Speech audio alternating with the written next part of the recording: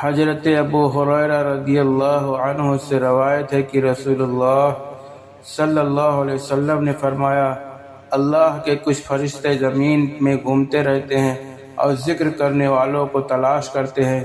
جب وہ لوگوں کو اللہ تعالیٰ کے ذکر کرتے ہوئے پاتے ہیں تو ایک دوسرے کو پکارتے ہیں، آؤ اپنے مقصد کی طرف آؤ۔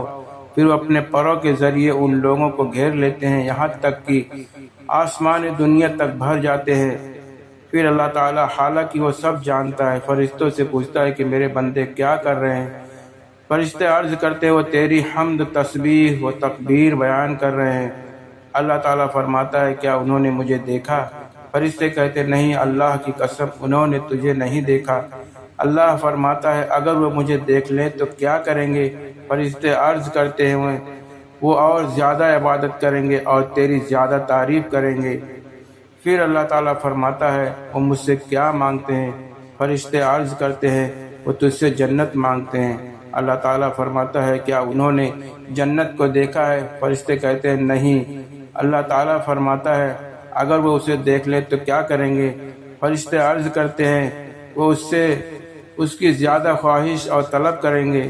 اللہ تعالیٰ فرماتا ہے وہ کس چیز سے پناہ مانگتے ہیں؟ فرشتے عرض کرتے ہیں وہ جہنم سے پناہ مانگتے ہیں۔ اللہ فرماتا ہے کیا انہوں نے جہنم کو دیکھا ہے؟ فرشتے کہتے ہیں نہیں۔ اللہ فرماتا ہے اگر وہ اسے دیکھ لے تو کیا کریں گے؟ فرشتے عرض کرتے ہیں وہ اس سے بہت زیادہ ڈریں گے اور دور بھاگیں گے۔ پھر اللہ تعالیٰ فرماتا ہے میں تمہیں گواہ بناتا ہوں، میں نے ان سب کی بخش دیا ہے۔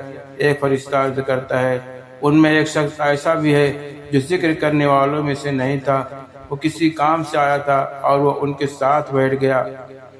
اللہ تعالیٰ فرماتا ہے میں نے اس سے بھی بخش دیا۔